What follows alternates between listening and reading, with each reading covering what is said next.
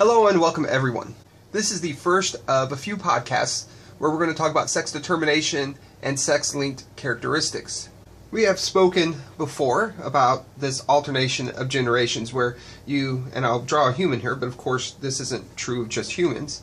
Usually there are two genders, two sexes, a female and a male. And we know these two organisms are diploids, and they will produce gametes through meiosis, and the female will produce an oocyte, which is one N, and the male will produce a sperm, which is also one N. And then, of course, they will unite during fertilization to produce progeny. Now, how is sex determined in females and males, and how is it determined for this progeny? There are several ways that sex can be determined. The first that we will list is that sex can be determined by sex chromosomes. And even within sex chromosomes, there are different ways that it can be determined. Sex can also be determined based upon the sets of chromosomes. What I drew up here is not the case for every sort of animal. For instance, we'll talk about bees, and we've talked about bees before, where a diploid is one sex and a haploid is the other sex. And then we'll also talk about how the environment can influence gender. Alright, so let's go ahead and go through these. We're going to begin with sex chromosomes, and then we'll work our way down, and we'll see that each of these mechanisms are employed by different kinds of organisms. Alright, let's start with sex chromosomes. Alright, so we're going to talk right now about sex determination by sex chromosomes. There are three examples that we'll talk about. The first is the XY system. The second is the XO system. And the last one will be the ZW system. Let's begin with the XY. In the XY system, and for this system we're going to use humans as an example. In this system, the male is XY and the female is XX. We call XY heterogametic. Hetero because we have two of the sex chromosomes, one X, one Y. Females we call homogametic because two of the same chromosomes, two X's. In both females and males, there are 44 autosomes, or you could say 22 pairs of autosomes. But these autosomes don't matter when it comes to sex determination in the XY system. And the reason for that is because sex determining genes are found on the Y chromosome. For instance, we know XY is male and XX is female. And we would know that XXX syndrome people, they are also female. But what about XXY? There's two X chromosomes, one Y. In the XY system, as long as there's one Y, will always be male. And I'll put a star here because I use the word always. We'll talk later on about an example where that's not always true. But as a general rule, the Y chromosome makes the male. If you have four X chromosomes, still would be male. The XO that we see in Turner syndrome patients, they would be female. I didn't mention it, but the XXY, just to remind you, that is the Klinefelter patient. And we also have XYY, might as well talk about these individuals as well. That's the Jacob syndrome, and they have two Ys, and they are also male. The key point is that the Y chromosome contains sex-determining genes. Alright, now I want to talk a little bit about the differences between the X and the Y chromosome. I'll draw the X chromosome here, and I'm going to draw the Y chromosome here. I purposely made the X chromosome much larger than the Y chromosome because that's the case. It is a much larger chromosome. Because of the difference in size, it's not surprising to learn that the X chromosome contains at least 1,100 genes, maybe more, and the Y chromosome contains about 100 genes.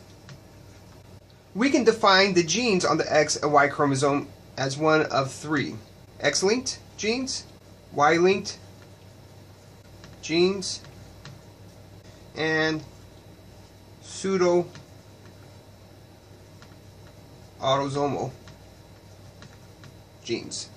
The first two are easy to explain. The X-linked genes are found exclusively on the X chromosome. The Y-linked genes are found exclusively on the Y chromosome. The pseudo-autosomal genes are found on both X and Y chromosomes. Having these pseudo-autosomal regions, as well as some other regions of repetitive sequences between X and Y, are important. They are important for a few reasons. So what I'm going to do is I'm going to erase some of this and rewrite pseudo-autosomal. So the importance of having these pseudo-autosomal regions is that it's necessary so that X and Y can pair during meiosis. So I'm going to write, and for these particular genes, these pseudo-autosomal genes, we need 2 copies of them. Just like with our autosomal genes, we need 2 copies of those. There are some genes on the sex chromosomes where we need 2 copies. If you're male and you only have 1 X chromosome, then that other gene is found on the Y chromosome, the pseudo-autosomal copy of it. If you're female, you have 2 copies of X, so you have 2 copies of that gene.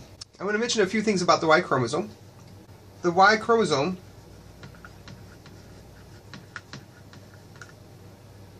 used to be an X chromosome. And that's why we still have some of these pseudo-autosomal genes found in here. And we do see random pieces of DNA from the Y moving to the X. It's not like every generation, we're talking hundreds of generations, we start seeing the Y chromosome shrinking. In fact, it's still shrinking.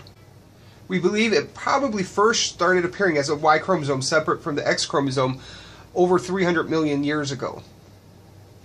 We predict, and this is just by looking at how fast genes are moving, that in about 10 million years, the Y chromosome will be lost.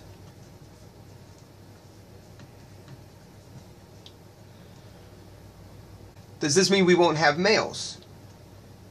It probably doesn't mean we won't have males. We'll probably still have males. And evidence to this is that some mammals, let me list the name of this mammal, it's called the mole vole. It's a small little rodent-like animal, and it doesn't have the Y chromosome. All of its genes have already been transferred over, and they still have males and females. Alright, once it was determined that the Y chromosome caused maleness, there was this search for genes on the Y chromosome that was responsible for it, because the reason would be that there should be a gene on here that is important in causing maleness, or important in causing testes formation. And they found it. The gene is called the SRY gene. This SRY gene, when present on the Y chromosome, leads to, and they found this gene. It's called the SRY gene for the sex region on the Y chromosome. How does it cause male formation? Well, the SRY gene codes for a protein that is a transcription factor. This transcription factor turns on a set of genes that forms testes from the gonads. And this occurs early in fetal development. And by forming the testes, it also blocks ovary and fallopian tube formation. Okay, so before we move on away from the XY system, let's review a few points. You have 2 sex chromosomes, X and Y. Males are heterogametic, and females are homogametic. because they're XX, males of course are XY, and that maleness, that is testes formation, is caused by the Y chromosome. More specifically by the SRY gene. You don't need the whole Y chromosome, you just need the SRY gene. And we also talked about the differences structurally and genetically between X and Y chromosomes. Alright, let's move on to the XO system. We see the XO system in insects, not all insects, but many of them, like fruit fly. And we'll use fruit fly as our example here. So remember, in humans, or the XY system, males were XY and females were XX. In the flies, we have a similar situation where XX are females and XY are males. In some insects, XO is male. I'm going to focus on Drosophila, and this is what Drosophila uses here. So at first approximation, you might say, well, this looks just like humans. This is where the difference comes in. When you look at a Drosophila mutant that is equivalent to, say, the Klinefelter mutation in humans, XXY, these individuals turn out to be female. Remember, in humans, XXY, as long as there's a Y, that human would be male. But in Drosophila, they're female. If you mutate one of the X chromosomes in Drosophila, and you're XO, say, in humans, there's no Y chromosome, so this person would be female. However, in flies, they're male. So clearly, in this system, even though the Y chromosome may be present, it does not determine gender. So what determines sex in Drosophila? It's the ratio of X chromosomes to autosomes. Another way we can look at this is the number of X chromosomes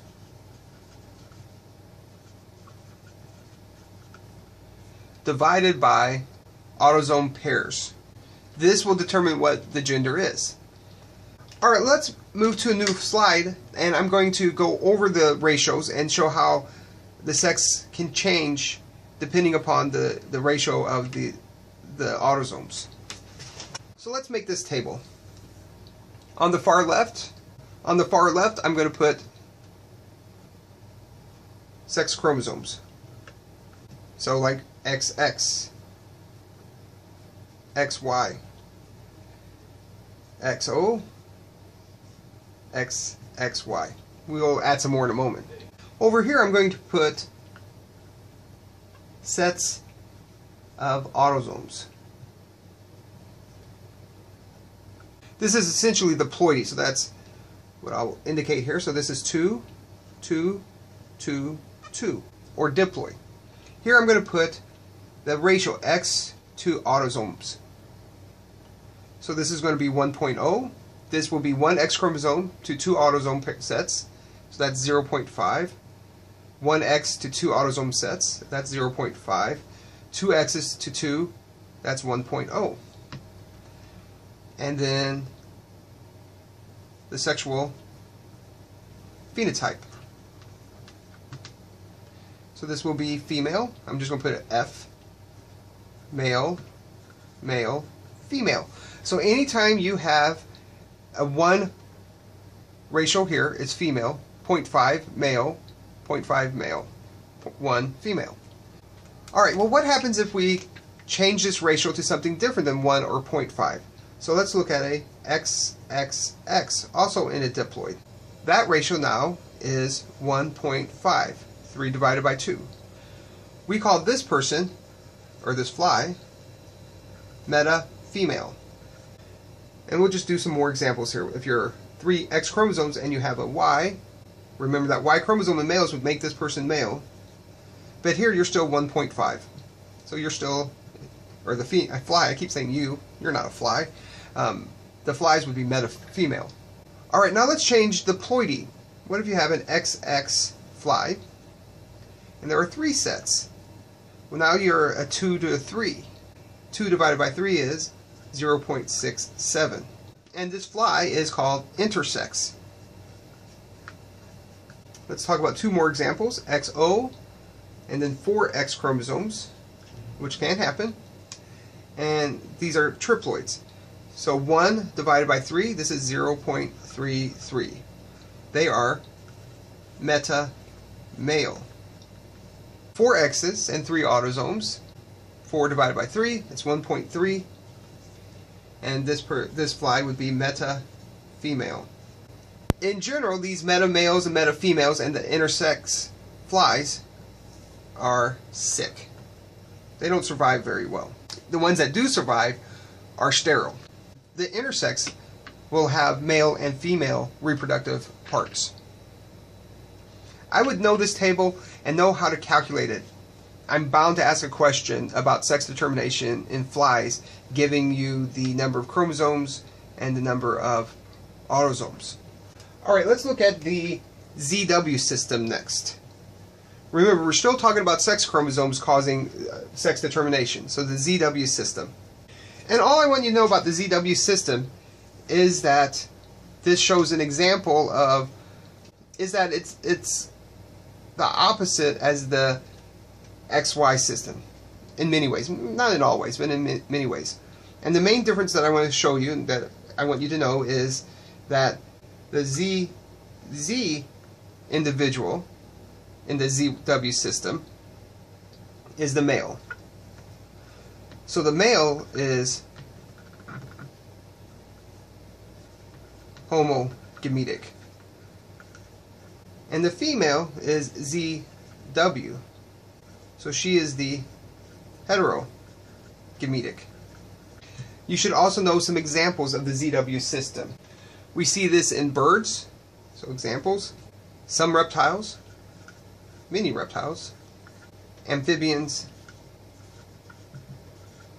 and some insects. Most insects will use that XO system that we just talked about, but some will use a variation of the ZW system. Alright, let's now step away from sex determination by sex chromosomes and look at the next example. Okay, let's now talk about this next way to determine sex. Sex determination by sets of chromosomes. So some examples of this method of sex determination come from bees, wasps, and ants. And the term that we use for this is called haploid diploid system. And we've mentioned this before when we talked about epigenetics and methylation and how the queen is selected. But it bears mentioning again. Remember, with the bees and wasps and ants, what happens is the males, the workers, are haploid, whereas the females, the queen, are diploid. And remember, the queen is selected from the developing larvae to become a diploid and then female. All the other larvae will then remain haploid and be males. That's all I need you to know about this system. Okay, let's talk about sex determination now based on the environment. And we want to talk about temperature first, and then we'll talk about behavior. But let's first talk about temperature. And we see this in reptiles, certain reptiles, and certain fish. One of the best examples that we can talk about is when you take fertilized alligator eggs and you incubate them at different temperatures. So these are my alligator eggs, of course, because they're beautifully drawn. And so you take each of these and you incubate them at different temperatures. So this one, let's go 33 degrees. And this one we incubate just a few degrees lower than 30 degrees Celsius.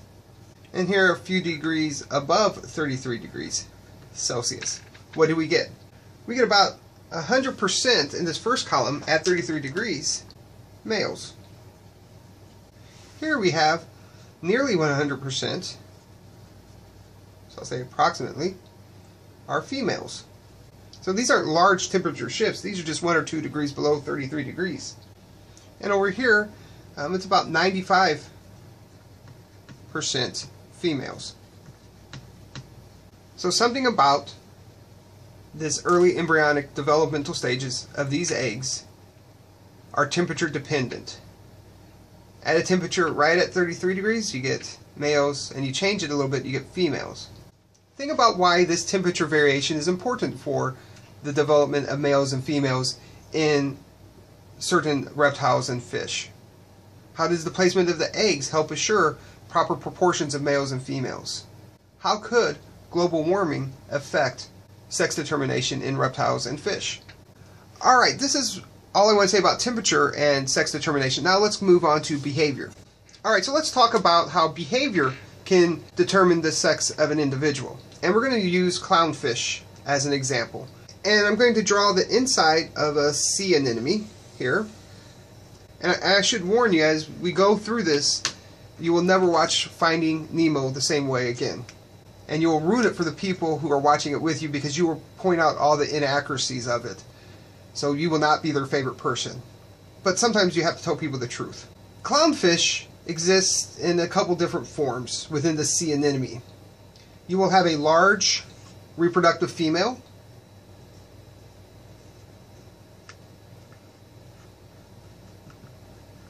You will have a smaller reproductive male.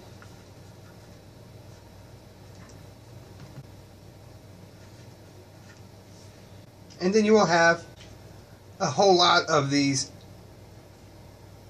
non-reproductive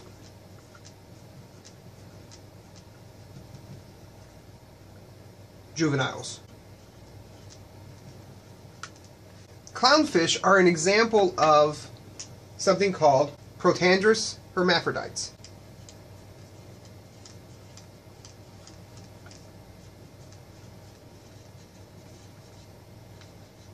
And what this means is that a male can become a female. It's important to note that both females and males have the same number of chromosomes. This is not sex chromosome dependent. It should also be noted that these juveniles down here, the non-reproductive juveniles, have both male and female reproductive organs. They could go either way. They could become a male or female.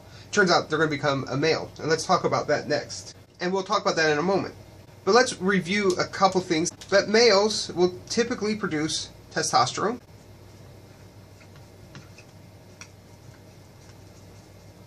and females estrogen.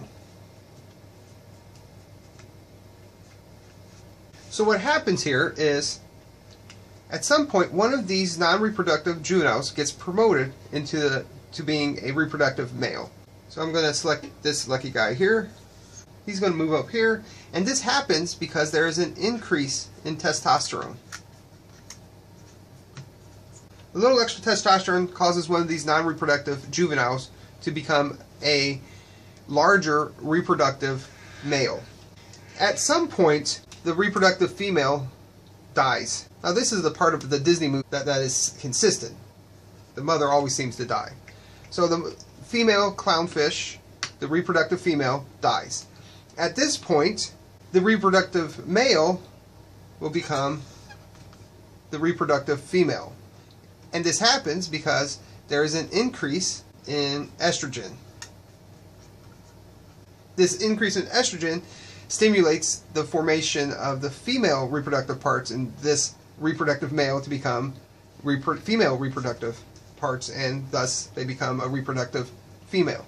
Now it's important to remember that both of these hormones, the way that they allow for a male to form from the juvenile or a female to form from the male, is all going back to gene expression. These hormones trigger a response that turn on or off a set of genes that leads to male or female reproductive organs forming. So it's interesting to think about how these hormones change and what causes these hormones to change. And remember, we said at the beginning that this was an example of behavior, and we really haven't talked about behavior yet. The behavior that controls these hormone levels is caused by the female. Turns out the female clownfish, this large reproductive female, is very aggressive. She controls this entire harem of non-reproductive juveniles and the reproductive male. She's really aggressive towards them. Turns out that we now know that this aggressive behavior suppresses certain parts of the brain in these other fish that produces these hormones. So if the part of the brain that is responsible for making testosterone or estrogen is suppressed, you don't have a change in these hormones. And that's the way she can remain dominant. She prevents the formation of other males and then the male to become a female. At some point, maybe it's because more non-reproductive juveniles are present, maybe she gets a little older and she's not quite as aggressive. I'm not exactly sure what happens that changes this, but over time we know that the hormone levels do change, and as they change, the testosterone moves up, then this reproductive male, its estrogen levels go up, and it becomes a female. And it all happens again.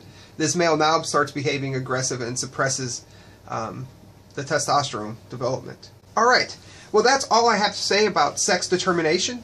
Remember, we talked about sex determination based upon sex chromosomes, haploid versus diploid organisms, and now by the environment, either temperature or behavior. If you have any questions at all, please make sure you stop by and see me. If not, I'll see you in class. Bye.